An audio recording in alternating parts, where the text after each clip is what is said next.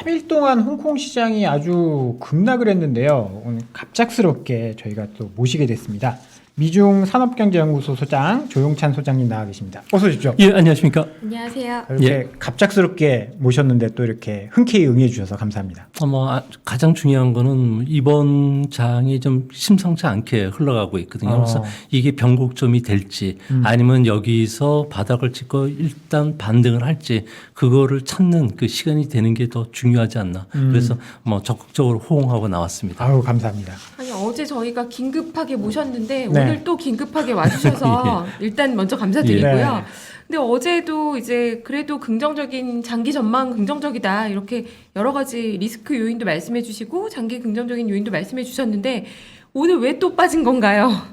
네, 오늘 같은 경우에는 홍콩 선물 시장이 먼저 빠졌고요. 그러면서 그 홍콩에는 대부분 중국의 IT 대기업들이 많이 상장되고 있습니다. 네. 알리바바라든지 텐센트라든지 이런 좋은 기업들이 그동안에 중국 증시에서 폭락을 하니까 선물 시장도 폭락을 하고 그리고 나서 홍콩 시장 같은 경우에는 항생 지수는 2만 5천 선을 지금 위협받는 상황이 됐고요. 또 상하이 종합주가 지수를 그림을 지금 나와 있는데요.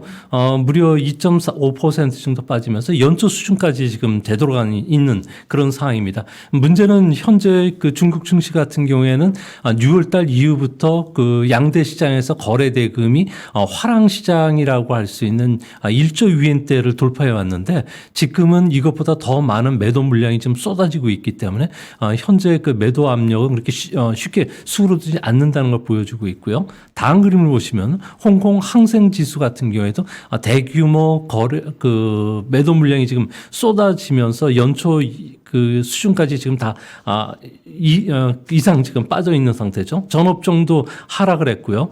다만 그 긍정적인 점은 외국인들 같은 경우에는 별로 매도가 없었습니다. 월요일 날 같은 경우는 2조 원 정도 그리고 오늘 같은 경우는 9천억 원 정도 외국인들이 매도했는데요. 아무래도 그림을 보시는 것처럼 본토 증시와 그리고 해외 증시의 그 기술주들을 보면은 아무래도 그 해외 그 상장되어 있는 중국 기업들 같은 경우에는 그렇게 주가가 좀 그동안에 많이 빠져 있는 상황이었기 때문에 굳이 여기서 매도할 필요는 없었던 것으로 보여지고요. 특히 중국이라든지 홍콩 시장에 많이 빠졌던 종목들 같은 건 선물 시장도 연결이 됐지만 이번에 직격탄을 받는 교육이라든지 이런 종목들 같은 경우는 외국인들이 그렇게 크게 많이 갖고 있지 않다는 겁니다. 또 한 가지는 해외 기업의 대중국 투자들 같은 경우는 꾸준하게 지금도 일어나고 있는데요. 아무래도 제조업과 관련된 규제도 완화해주고 있고요. 이것뿐만 아니라 그 금융업 같은 경우도 시장 개방이 빨라지면서 해외 기업의 투자들이 원활하고 있다는 점은 거시 경제 그 전체적으로 보면은 그렇게 큰 문제는 없는데 미시적인 사항이죠. 오늘 중국 SNS상에서 친구들이 저한테 보내온 바에 따르면은 마오쩌둥시 사회주의 시장 경제, 그러니까 소위 말해서 시코노믹스와 관련해서 그 사회주의 시장 경제 중에서 사회주의만 남았다고 비판들을 상당히 많이 하더라고요. 중국인들 자체도. 결국은 이번에 교육 산업들 보면은 학원에 대해서 영리 활동을 금지시켰고 IPO를 통한 자금 조달을 원천 차단시켰던 게 아무래도 중국 교육 시장이 400조 시장이고 또한 중국의 그 민영 사교육 시장 같은 경우에는 140조 시장인데 이 규모 자체가 꽁꽁 얼어붙는다는 것은 앞으로 많은 그 중국이 원하고 있는 소위 말해서 그 IT 산업들의 다양한 분야도 사회적으로 중국이 시장 경제를 빼고 그리고 사회주의로 나가지 않나 이런 우려 때문에 투자가들 같은 경우에는 아무래도 이런 공황성 매도 물량이 많이 출해지지 않았나 이렇게 보여집니다. 그럼 오늘 저희 중국의 현지에 계신 분들하고 SNS 연락도 하셨다고 하시니까요. 네. 그럼 소위 말해서 개인들의 패닉 셀링은 좀 오늘 정도면 마무리가 될까요? 아니면 조금 더 진행이 될 수도 있을까요? 네, 개인들이 조금 전에도 말씀드렸듯이 6월 달 이후부터 1조 위엔씩 계속 거래가 되어 왔거든요. 그리고 중국 증시 같은 경우는 외국인 비중이 5%고 나머지 한 15%는 사회 기금 그 펀드들이 주로 운용을 합니다. 나머지 80%는 개인이 운용을 하기 때문에 개인들 같은 경우는 지금 먼저 월요일 같은 경우에는 그 대형 기관들 그리고 그 큰 신촌들이 좀 매도를 했다면 지금은 SNS 상에 그 흘러가는 이야기들이 개인들도 중국 정부의 이런 마오쩌둥 시장 경제를 이제 알았다는 거죠. 그리고 기업 이익을 좌우하고 있는 부분과 관련해서 중국 정부가 이익을 원천적으로 이제 가져가는 것을 이제 금지시키고 규제하는 쪽으로 가는데, 이 부분이 소위 말해서 그 알리바바를 위시한 메이투안 같은 이런 기업들의 이익을 많이 감소시키고, 중국 같은 경우에는 대기업들 한 50개 기업이 전체 상장 기업의 이익의 거의 80%를 차지합니다. 그러다 보니까 이들 기업의 이익이 축소가 된다는 것은 뭐 시장 자체적으로는 아무래도 한 단계 내려갈 가능성을 시사한다고 보여지지 않을까. 그래서 개인들 같은 경우는 현재 패닉 상태를 넘어서 공포 관계, 조금 더 지나가면 진짜 퍼펙트 스톰이 닫히기 시작할 때는 아무래도 상당히 커다란 위험을 느낄 텐데, 그거는 어제 저희가 좀 말씀을 드렸듯이 중국 안에 헝다 부동산을 비롯해서 많은 그 대기업들의 자금난이 지금 상당히 심각합니다. 달러 부채와 관련해서 지금 만기가 속속 들어오는데 이거를 중국 정부 중앙은행이 막아줄 수 없을 정도로, 그러니까 민간 은행들 같은 경우는 달러 자체가 지금 없어요. 그러다 보니까 이제 이런 그 부도 리스크가 좀 더 올라와지면은 아무래도 체계적인 위험과 관련해서 위험도가 높아지고, 그러면 개인들 같은 경우는 아무래도 위험 자산을 빼는 현상들이 더 빨라지지 않을까. 그리고 그런 측면에서 보면 중국 증시는 한번 이런 그 방향을 틀면은 워낙 크기 때문에 세계 2위 시가총액 기업이고 3,300개 기업이 상장돼 있다 보니까 이것을 다시 되돌리려면은 조금 시간이 걸릴 수밖에 없는 그런 모습입니다. 근데 어제에 이어서 오늘 이제 규제로 인해서 주가 빠진 것만 사실은 좀 더 주목해서 저희가 논의를 했는데요. 어제도 잠깐 말씀하셨고 오늘도 지금 잠깐 말씀해 주신 부분이 부동산 기업의 부채 문제를 말씀해 주고 계신데, 이들이 해외 사업을 하면서 외화 부채를 가지고 있는 건가요? 네, 맞습니다. 외화 부채 문제가 그러면 이번에는 규제 문제가 아니라 외화 부채를 갚기 어려운 문제가 한번 터질 수도 있다라고 보시는? 지금 현재 것인가요? 그 헝다 부동산을 비롯해서 많은 그 기업들이 외화 부채 문제에 시달리고 있는데요. 외화 부채는 워낙 싸고 그리고 이것을 그 중개해 주고 있는 홍콩에 있는 금융기관들이 현재 탈홍콩 엑소더스 현상이 일어나고 있다는 거죠. 그러면서 그 만기 연장을 안 해주고 이제 회수에 들어갔는데, 대부분 이런 그 부분들은 어떤 식으로 중국 기업들이 조달하는 거 아니, 뭐 우리나라라든지 그 외화와 관련해서 은행단들의 그 단기 그 자금을 운용하는 회사들이 많습니다. 우리나라 같은 경우는 보통 민간 은행들이 갖고 있는 그 달러 자산 중에 한 100억 달러 가까이가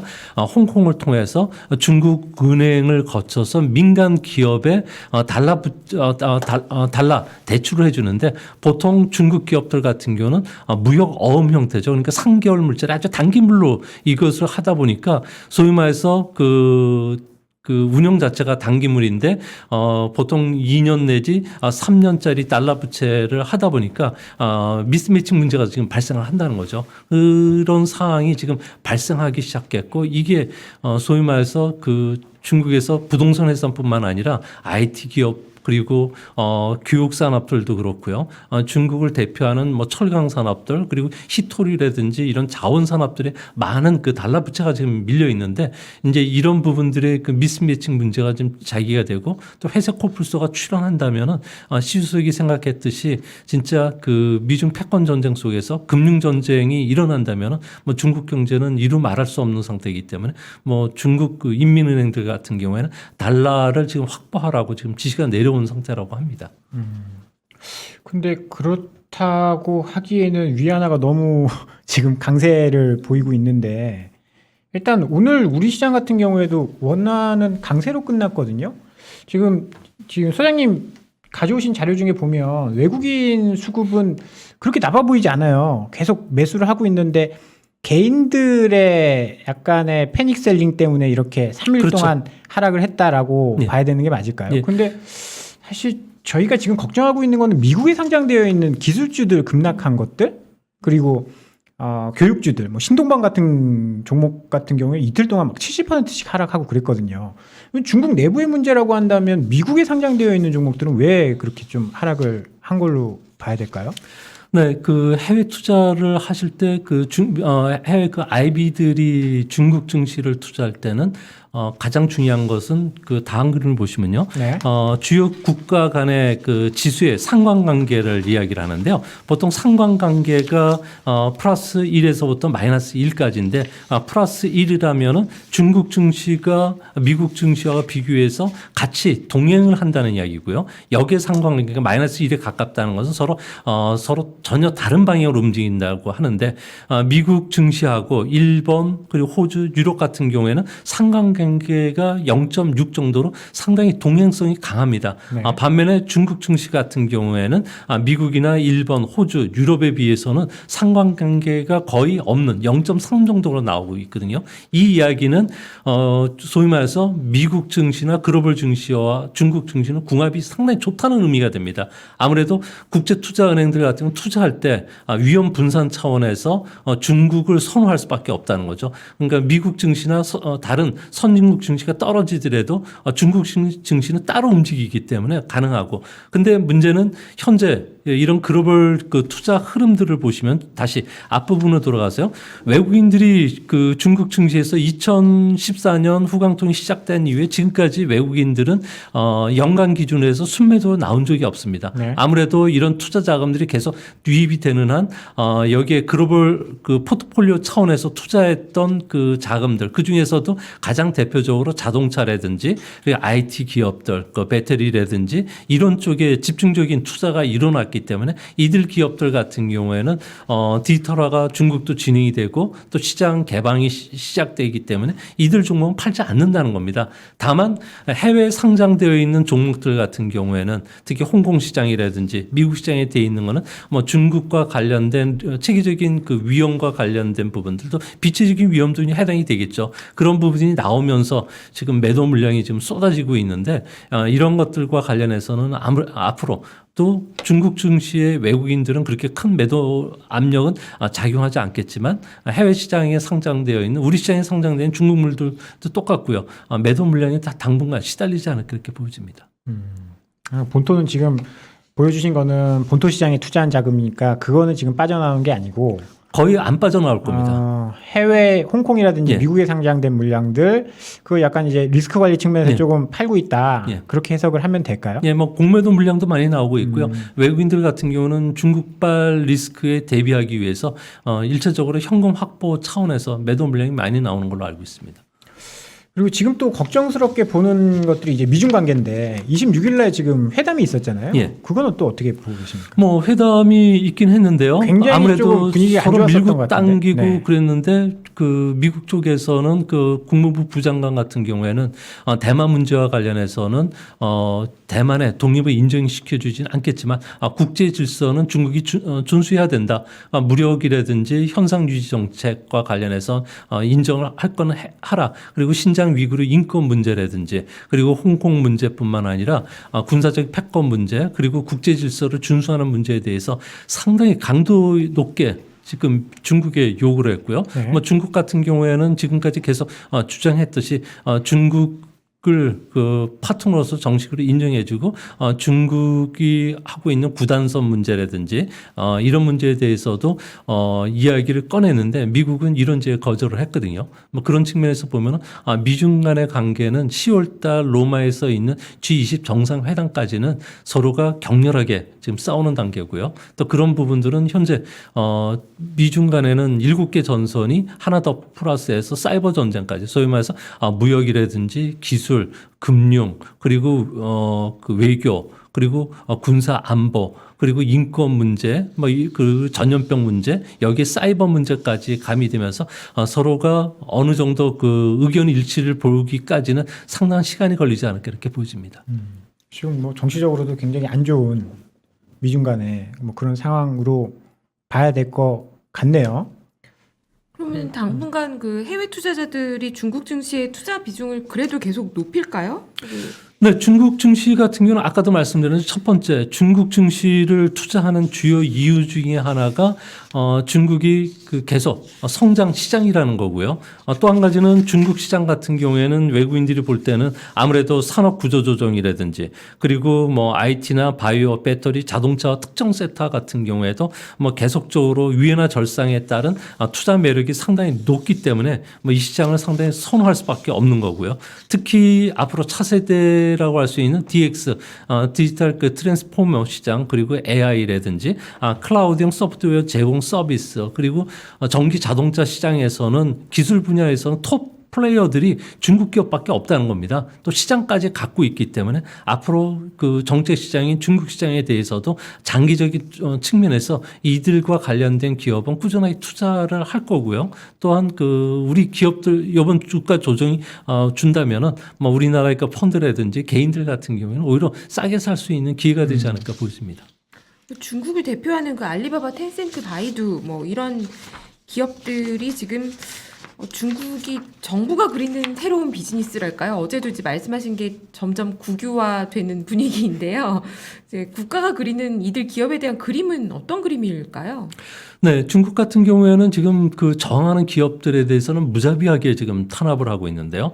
특히 조금 전에도 앞 시간에서 이야기했던 메이투한 이야기를 하시지 않으셨습니까? 네. 식품 배달 웹 회사들 같은 경우에는 이 회사를 공격하는 것이 어떤 식인가니 식당에서 지불하는 수수료가 너무 낮다.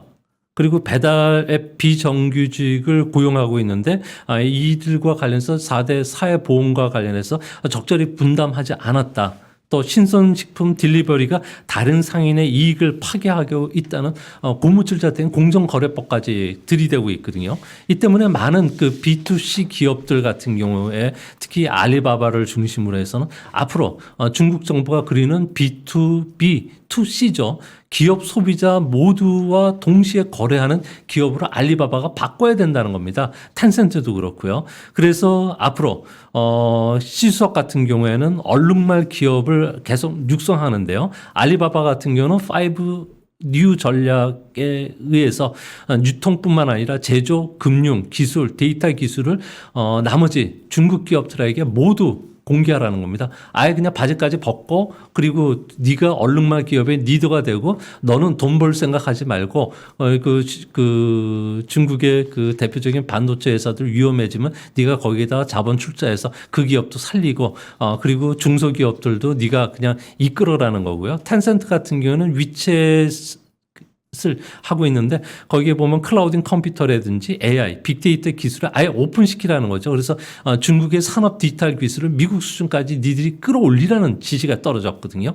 이 때문에 이제 앞으로 블록체인이라든지 AI, 보안, 사물 인터넷, 클라우드 같은 핵심 기술을 가지고 중국이 원하는 그러니까 소위 말해서 얼굴 인증 기술이라든지 디지털 결제 기술, 고객 데이터 그리고 구매 예측, 소비자 선호 예측, 면담 기록까지 중국 정부와 모두 공유를 하라는 겁니다.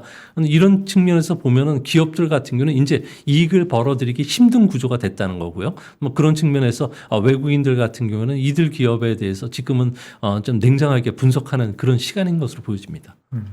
그럼 단기에는 좀 이익이 좀 축소될 수도 단기가 아니라 앞으로도 이익이 계속 축소가 되고요. 나중에는 얌전한 양처럼 그냥 디지털 플랫포머들이 그렇게 전개가 된다는 거죠. 그래서 이제 앞으로 시장 점유율이 많은 기업들 같은 경우는 뭐 중국 정부가 지시하는 대로 움직이지 않으면 CEO뿐만 아니라 이사회까지 교체시키고 회사 자체를 국유 기업에 자회사 시키겠다는 겁니다.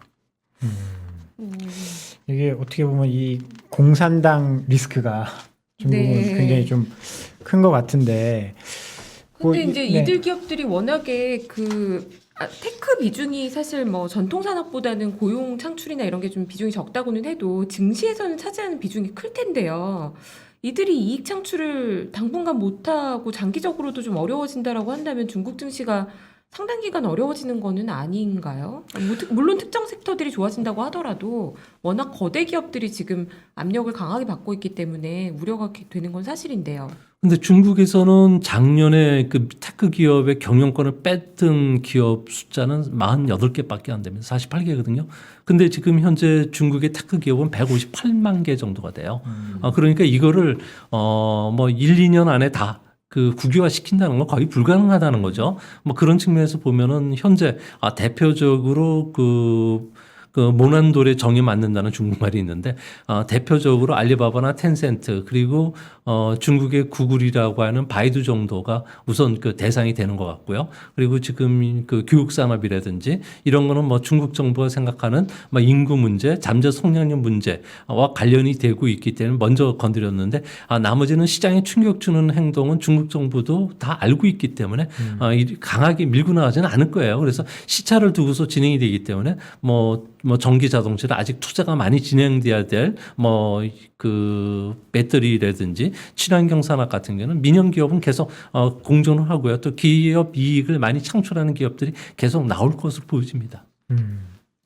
근데 사실 투자하는 입장에서는 좀 이제 다 크면 정부가 뺏어가고 다 크면 정부가 뺏어가고 그러면 투자하기 굉장히 좀 어려워질 것 같긴 한데. 그래서 어제 제가 말씀드렸거든요. 돼지는 살찌는 것을 두려워하고 사람은 이름이 알려지는 것을 두려워하라.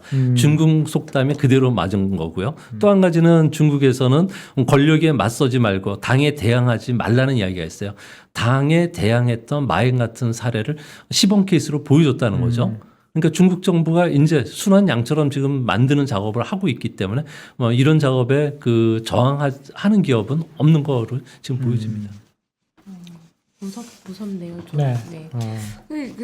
제가 뭐 들은 얘기 중에 뭐 태산회라는 뭐 비즈니스 모임이 중국에 또 있다고요. 이 모임은 어떤 모임인가요? 중국은 각 성별로 아주 그 유명한 비즈니스 모임들이 상당히 많습니다. 돈 많은 사람들이 자신을 보호해야 되고요. 또 그런 사람들이 새로운 비즈니스를 한다든지 정치권과 연관을 대해서 새로운 비즈니스를 계속 창출해 줘야 되는데 그 든든한 울타리가 될 수 있는 게 이런 비즈니스 모임이라는 거죠. 그중에 대표적인 게 태산회인데 이 태산회 같은 경우에는 중국의 그 유명한 그 비즈니스 멤버들 한 15명에서 20명 정도가 모인다고 합니다.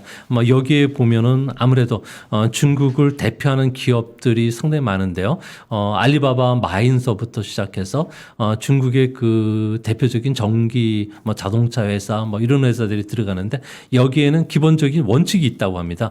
모임에 참석하는 사람은 동료의 발언을 절대 기록하지 않는다. 녹음하지 않는다. 두 번째는 비회원은 절대 초대하지 않는다. 그리고 외부에 이런 정보를 누설하지 않는다.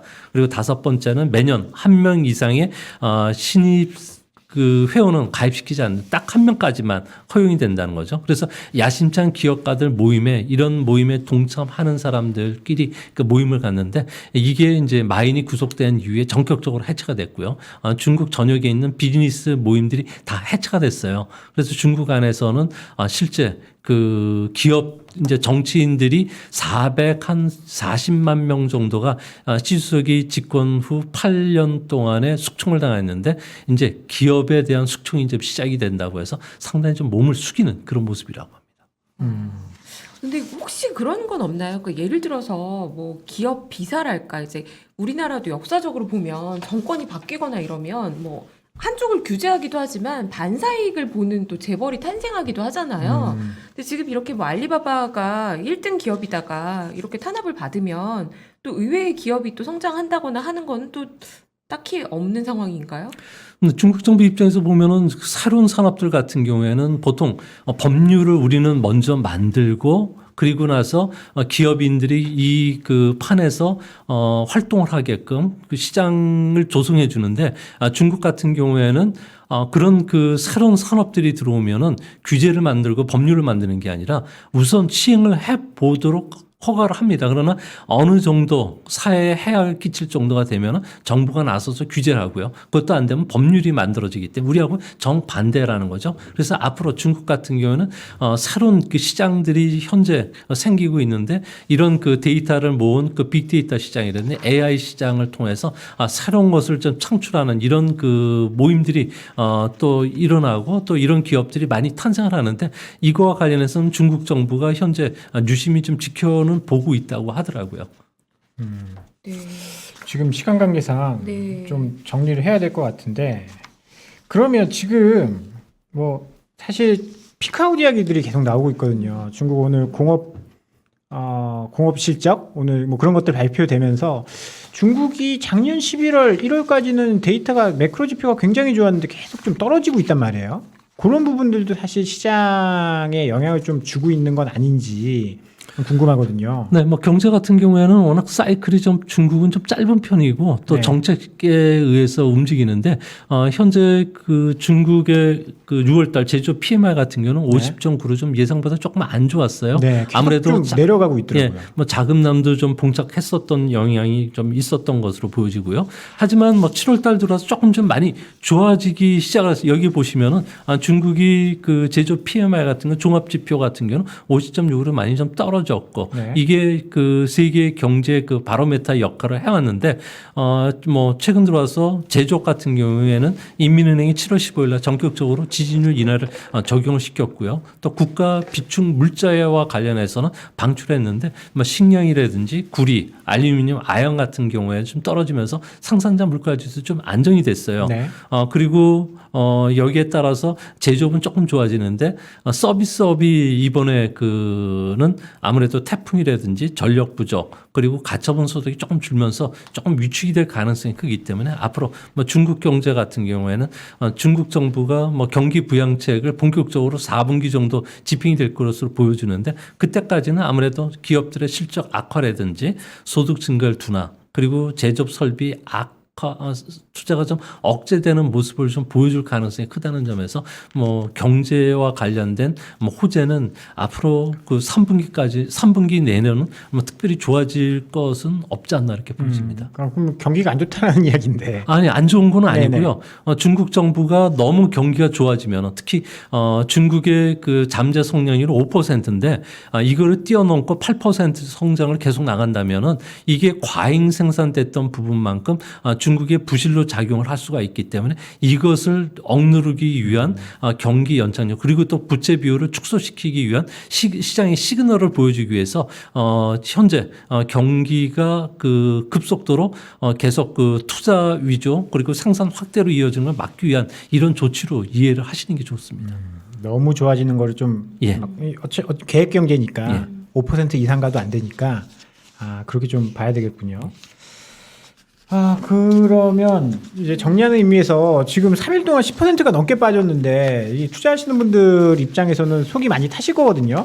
뭐 마지막으로 한 말씀만 해주신다면 어떤 이야기를 좀 해주실 수 있을까요? 네, 중국 경제 같은 경우에도 뭐 계속 그 연착륙이 충분히 가능하고요. 또 정책적인 그 측면이 상당히 중국은 상당히 그 고도로 기법이 발달돼 있어요. 그래서 지금 충격은 어느 정도 마무리가 되는데 중국 뭐 상명이라든지 중국을 대표하는 연기금들 같은 경우에는 이번 주가 조정 시에는 뭐 적극적으로 개입하려는 의사가 있고요. 뭐 중국에서는 상하이 지수로 3,500선이 붕괴됐지만 정책 선이라고 할 수 있는 3,200이나 3,000선은 충분히 지켜줄 것으로 보여지기 때문에 이번 주가 조정을 활용해서 중국물들 저가에 좀 그 장기적으로 좋은 종목들을 위주로 사시는 것도 좋은데 가장 대표적으로 중국을 대표하는 배터리 회사라든지 또한 친환경과 관련된 그 회사들 같은 경우에는 아무래도 관심을 계속 두시는 게 좋지 않나 이렇게 보여집니다.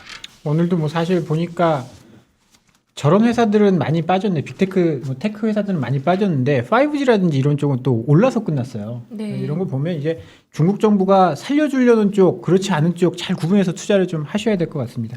오늘 갑작스럽게 이렇게 모셨는데 이렇게 응해 주셔서 너무 감사합니다. 미중산업경제연구소 조용찬 소장님 이만 인사 나누도록 하겠습니다. 감사합니다. 예, 감사합니다. 감사합니다.